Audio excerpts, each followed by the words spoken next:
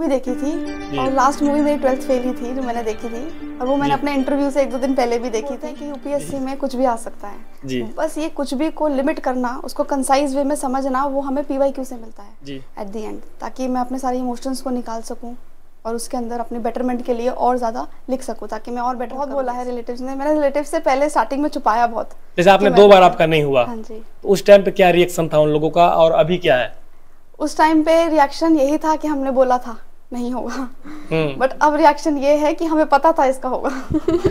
अच्छा, प्रीलिम्स से 1 मंथ पहले आपकी क्या स्ट्रेटजी था? जैसे कि आपने बताया कि आप इस बार जनवरी से ही मतलब प्रीलिम्स की तैयारी कर रही थी, तो प्रीलिम्स से 1 मंथ पहले क्या था?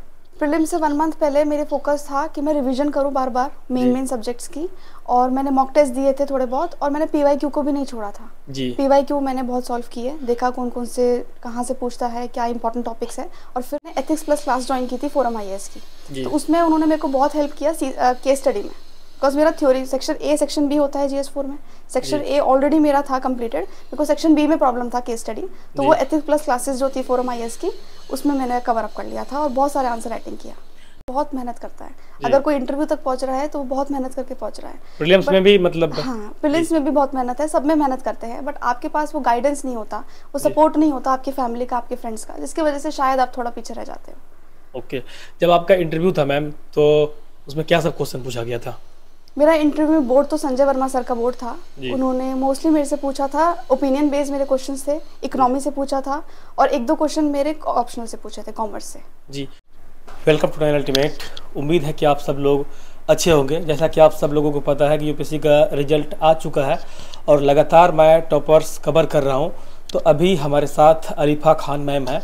मैम का सिलेक्शन फाइनल रूप से हो चुका है। मैम से आज हम बातचीत करने वाले कैसे कैसे उन्होंने तैयारी किया, कौन सी किताबें पढ़ी, तैयारी के दौरान क्या स्ट्रगल रहा, सब नोट्स कैसे बनाना चाहिए, सब कुछ के बारे में। और मैम का मतलब 2 बार से प्रीलिम्स नहीं हो रहा था और 3rd अटेम्प्ट में डायरेक्ट फाइनल सिलेक्शन ही हुआ। तो आप लोग इस जर्नी से सीखें और चैनल को सब्सक्राइब कर ले। सबसे पहले मैम आपको बहुत बहुत बधाई और शुभकामनाएं। थैंक यू सो मच भैया। कैसा लग रहा है इस वक्त आपको? बहुत खुशी हो रही है, बहुत अच्छा लगा अपना नाम देख के फाइनल लिस्ट में, पेरेंट्स को खुश देख के बहुत अच्छा लगा। जी, जब आपका नाम फाइनल लिस्ट में आया तो उस वक्त मतलब कैसा लगा आपको? मेरा नाम जब फाइनल लिस्ट में आया तो मैं नहीं देख पाई थी, मेरे फ्रेंड्स जो थे उन्होंने देखा, क्योंकि मेरे को बहुत ज़्यादा नर्वसनेस थी, और उसके बाद अपना नाम देखते ही मैंने रोना स्टार्ट कर दिया था। ओके, तो जैसे कि आपको 2 बार मतलब प्रीलिम्स नहीं हुआ था, इस बार आपने क्या चेंज किया स्ट्रेटजी में? मैंने प्रीलिम्स की प्रिपरेशन जल्दी शुरू कर दी थी इस बार। अच्छा, इस बार मैंने प्रीलिम्स जनवरी से स्टार्ट किया था जी, तो मैंने इसके अंदर जनवरी से अपना पूरा स्टैटिक पोर्शन किया प्रीलिम्स का। एट द सेम टाइम मेरा सेकंड अटेम्प्ट में ये प्रॉब्लम हो गया था कि CSAT मेरा 1 नंबर से रह गया था, और जो GS कट ऑफ मेरा हो गया था सिर्फ 1 मार्क से CSAT रह गया था। तो इस बार मैंने CSAT को बहुत अच्छे से किया। मैंने क्लास 6 से लेकर 8th 9th तक की NCERTs मैथ्स की वो सॉल्व किया हर एक क्वेश्चन को, और उसके अलावा मैंने एक एप्टीट्यूड की बुक भी ली थी, उसको सॉल्व किया, और at the same time previous year questions में जो टॉपिक्स थे उनको अच्छे से किया था। जी, आप पूरे दिन का टाइम टेबल बताओ कि आप कैसे कैसे पढ़ाई करती थी, क्या रूटीन रहता था डेली? मेरा डेली रूटीन ये रहता था कि पहले मैं सुबह उठती थी 6 बजे, तो मैं थोड़ा मेडिटेशन करती थी, योगा करती थी, और फिर उसके बाद मैं स्टार्ट करती थी अपना पहला स्लॉट मेरा होता था GS रिलेटेड, वो 3 घंटे का होता था।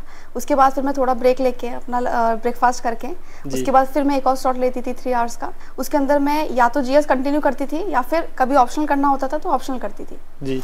उसके बाद फिर मैंने लास्ट का जो मेरा डे होता था उसमें बस 2-2 आवर का 2 स्लॉट होते थे, जिसके अंदर 2 घंटा मैं थोड़ा बहुत करंट अफेयर्स देखती थी और न्यूज़पेपर्स, और 2 आवर लास्ट के मैं CSAT को देती थी। ओके मैम, जब आप पढ़ाई करने बैठती थी आमतौर पे तो एक बार में कितने टाइम तक लगातार बैठती थी? 1 घंटा 2 घंटा या फिर क्या?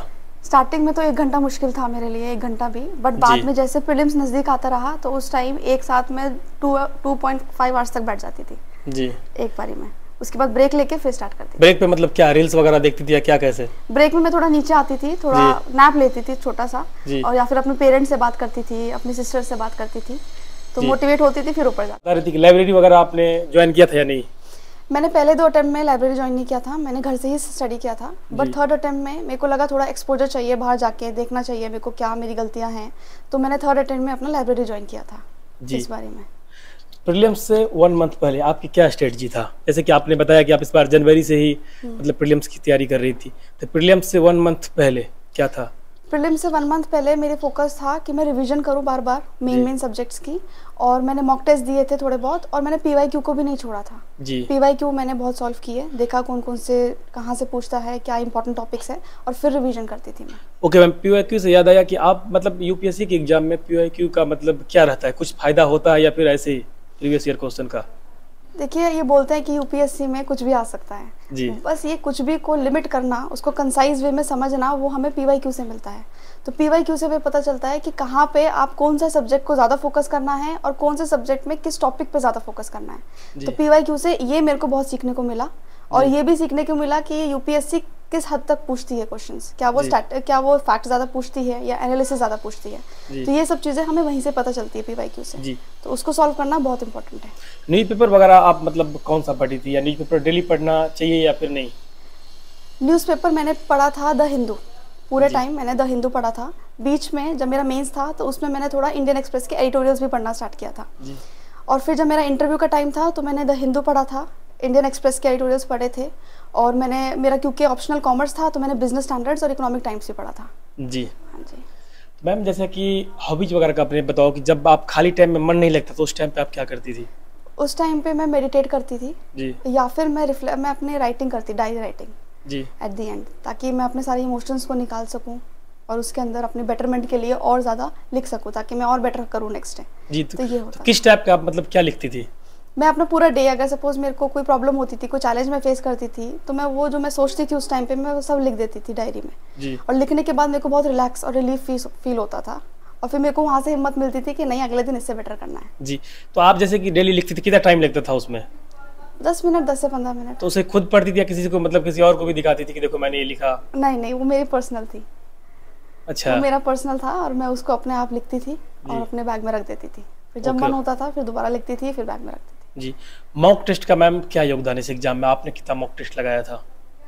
मैंने mock test, open mock test दिए थे, जैसे बाजीराम का दिया था, लुकमान के दिए थे मैंने ओपन मॉक। और मुझे लगता है कि मॉक टेस्ट का बहुत इंपॉर्टेंट रोल है आपके प्रिपरेशन में, क्योंकि मॉक टेस्ट से आप समझ जाते हो कि आप वो 2 घंटे के अंदर कितने क्वेश्चंस कर पा रहे हो जी। उससे आपको पता चलता है कि आप किस सब्जेक्ट में वीक हो और किस सब्जेक्ट में आपके बहुत अच्छे मार्क्स आ रहे हैं जी। तो वो आपको एक होलिस्टिक अंडरस्टैंडिंग देता है आपके बारे में। Okay ma'am. हाँ जी। मेंस की आंसर राइटिंग के लिए आपने क्या किया था? मेंस की आंसर राइटिंग के लिए मैंने क्लासेस ज्वाइन की थी, मेनली आंसर राइटिंग के लिए। जैसे टेस्ट सीरीज मैंने लगाई थी, मैंने फोरम की एमजीपी ज्वाइन किया था, और फोरम की करंट अफेयर क्लासेस जो थी दिपिन सर की, और एथिक्स प्लस क्लासेस थी, उसके अंदर से मेरे को कंटेंट मिला और कंटेंट लेके मैंने आंसर राइटिंग की थी उससे, तो इसमें मेरे को बहुत हेल्प की थी जी। मैम, तैयारी के दौरान कभी आप मतलब बहुत ज़्यादा मतलब मन नहीं लगा हो या डीमोटिवेट हो, ऐसा किसी दिन, ऐसा कोई दिन आया होगा तैयारी के दौरान जब आपको लगा होगा कि मैं गलत फील्ड में आ गया, ऐसा लगा था आपको कभी? ऐसा तो नहीं लगा था कि गलत फील्ड में आई हूँ, क्योंकि करना मेरे को यही था स्टार्टिंग से। बट हाँ, हर दूसरे दिन ऐसा लगता था कि बहुत टफ है, बहुत मुश्किल है, पता नहीं मैं कर पाऊंगी नहीं कर पाऊंगी। और जब मेरा सेकेंड अटेम्प्ट में मेरा सीसेट रह गया था और मेरे को पूरी उम्मीद थी कि मेरा हो जाएगा, पर जब नहीं हुआ था तो एकदम मैं टूट गई थी। तो फिर मेरी फैमिली ने मेरा सपोर्ट किया, मेरे फ्रेंड्स थे, आशीष राजन एक फ्रेंड है मेरे, उन्होंने भी मेरे को बहुत सपोर्ट किया। मेरी फैमिली पूरा टाइम मेरे साथ रहती थी, तो उन्होंने मेरे लो फेज में बहुत सपोर्ट किया मेरे को। ओके, जैसे कि मैम पहले आप मतलब एक एस्पिरेंट थी, अभी आप एक आईपीएस बन चुकी हो, मान लो मतलब आईपीएस तो मिल ही जाएगी आपको, तो कैसा लग रहा है इस वक्त आपको? बहुत अच्छा फील हो रहा है मेरे को। तो दोनों लाइफ में आपको क्या लग रहा है डिफरेंस? बहुत डिफरेंस लग रहा है इस टाइम, क्योंकि अभी मैं सिर्फ एस्पिरेंट थी, अब ऑफिसर बन गई, तो बहुत अच्छा ट्रांजिशन है मेरे लिए। बट आई फील कि और इम्प्रूवमेंट हो तो मेरे अंदर, तो I will do that also जी। तो मतलब कॉल वगैरह आता होगा रिश्तेदार वगैरह का, पहले जैसे ये बोलते हो कि नहीं तैयारी कर रही है, सिलेक्शन होगा या नहीं होगा? हाँ जी, बहुत बोला है रिलेटिव्स ने। मैंने रिलेटिव्स से पहले स्टार्टिंग में छुपाया बहुत, जैसे आपने 2 बार आपका नहीं हुआ। हाँ जी। तो उस टाइम पे क्या रिएक्शन था उन लोगों का और अभी क्या है? उस टाइम पे रिएक्शन यही था कि हमने बोला था नहीं होगा, बट अब रिएक्शन ये है कि हमें पता था इसका होगा। अच्छा, अब ये बोल रहे हैं कि पता था हो जाएगा जी। मैम, अपनी शुरुआती पढ़ाई लिखाई के बारे में आप बताओ कि आपने शुरुआत में कहाँ से पढ़ी लिखी, मतलब ग्रेजुएशन वगैरह बताओ। मैंने अपना जो प्राइमरी स्कूल और सेकेंडरी स्कूल है वो मैंने अपना जीसस मैरी जोसेफ स्कूल से किया है, और मेरा जो हायर एजुकेशन है वो बीकॉम ऑनर्स में है, दिल्ली यूनिवर्सिटी से मैंने किया था जी। मैम, ऐसा क्या होता है कि डीयू वाले ही, जेएनयू वाले ही, जामिया वाले का ही रिजल्ट होता है, आखिर क्यों? मेरे को नहीं लगता ऐसा कि उनका ही होता है, वो सिर्फ उसका सिलेक्शन होता है जो हार्ड वर्क करता है जी। जैसे कि मैं देखता हूँ मुखर्जी नगर में, ओआरएन वगैरह में कई ऐसे एस्पिरेंट होते हैं जो 10 साल तक तैयारी करते हैं, फिर उसका कभी प्रीलिम्स होता है तो फिर कभी मेंस निकलता है तो कभी इंटरव्यू में रह जाता है। क्या वजह होती है? मेरे को ऐसा लगता है कि इसकी वजह है आपकी lack of proper guidance, because इस एग्जाम में सब इंसान बहुत मेहनत करता है। अगर कोई इंटरव्यू तक पहुंच रहा है तो वो बहुत मेहनत करके पहुंच रहा है। प्रीलिम्स में भी मतलब, हाँ, प्रीलिम्स में भी बहुत मेहनत है, सब में मेहनत करते हैं, बट आपके पास वो गाइडेंस नहीं होता, वो सपोर्ट नहीं होता आपकी फैमिली का, आपके फ्रेंड्स का, जिसकी वजह से शायद आप थोड़ा पीछे रह जाते हो। ओके, जब आपका इंटरव्यू था मैम, तो उसमें क्या सब क्वेश्चन पूछा गया था? मेरा इंटरव्यू बोर्ड तो संजय वर्मा सर का बोर्ड था। उन्होंने मोस्टली मेरे से पूछा था, ओपिनियन बेस्ड मेरे क्वेश्चंस थे, इकोनॉमी से पूछा था और एक दो क्वेश्चन मेरे ऑप्शनल से पूछे थे, कॉमर्स से। जी, वहाँ का क्या मतलब अनुभव रहा इंटरव्यू का आपका, वो जरा मुझे बताओ। इंटरव्यू पैनल मेंबर्स बहुत अच्छे थे, सब बहुत अच्छे से उन्होंने ग्रीट किया। जैसे कि मॉक में होता है और रियल इंटरव्यू में कुछ डिफरेंस बताओ। मॉक में और रियल इंटरव्यू में ये डिफरेंस मुझे लगा कि मॉक में मेरे को लगा मैंने बहुत अच्छा परफॉर्म किया तो मुझे मार्क्स वैसे मिल गए, बट यहाँ पे रियल लाइफ में मेरे को ऐसा लगा, जो रियल इंटरव्यू था मेरा, तो उसमें मुझे लगा मेरा बहुत अच्छा हुआ है, बट मेरे को मार्क्स उस अकॉर्डिंगली नहीं मिल पाए, थोड़ा बहुत ऊपर नीचे हो गया। जी, GS4 पेपर की तैयारी के लिए आपने क्या क्या किया था? GS4 के लिए मैंने पहले ही, जब मेरा सेकंड अटेम्प्ट था, उसी टाइम मैंने GS4 के नोट्स प्रिपेयर कर लिए थे। जी। फिर जब मेरा अभी मेंस निकला था इस थर्ड अटेम्प्ट में, तो इसमें मैंने एथिक्स प्लस क्लास ज्वाइन की थी फोरम IAS की। तो उसमें उन्होंने मेरे को बहुत हेल्प किया केस स्टडी में, बिकॉज मेरा theory section A section B होता है GS4 में।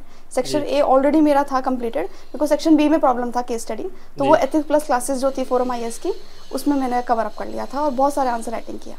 ओके, जैसा कि मैम आप बता रही है आपका 2 अटेम्प्ट में मतलब नहीं हुआ था, तो जब उस टाइम आपने शॉर्ट नोट्स बनाए होंगे, कोई नोट्स वगैरह, और इस बार तो कोई चेंज किया या नहीं, मतलब या वही रखा?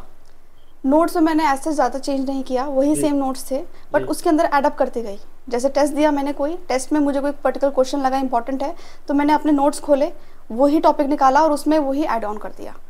तो अपने नोट्स को मैंने कंसोलिडेट बहुत करने की कोशिश करी अपने थर्ड अटेम्प्ट में। जी, NCERT वगैरह का क्या योगदान है इस एग्जाम में? किसका? NCERT का क्या योगदान है इस एग्जाम में? NCERT का योगदान स्टार्टिंग में बहुत इंपॉर्टेंट है। जैसे आप अगर फर्स्ट अटेम्प्ट दे रहे हो तो फर्स्ट अटेम्प्ट वालों को बहुत इंपॉर्टेंट है कि वो NCERTs पढ़ें, स्पेशली ज्योग्राफी की, हिस्ट्री की और पॉलिटी की, मेनली 11th और 12th क्लास की NCERTs। और इकोनॉमिक्स अगर आपका बैकग्राउंड नहीं है तो अच्छा होगा कि 9th, 10th और 11th, 12th की NCERTs पढ़ लें, बिकॉज वो आपका एक बेस क्रिएट कर देता है। जी मैम, प्लान B आपने क्या रखा था? अगर आपका सिलेक्शन नहीं होता फिर आप क्या करती? मैंने प्लान B सोचा ही नहीं था कभी, सिर्फ एक ही मतलब यही था। मेरे को ये था कि अगर अब भी नहीं होता तो I will try next attempt, वो भी नहीं होगा तब भी नेक्स्ट अटेम्प्ट, ऐसा मेरा सोचना था। ओके, इस एग्जाम के लिए मैम कितने देर मतलब पढ़ाई करनी चाहिए, कितने घंटे पढ़ना चाहिए UPSC के लिए?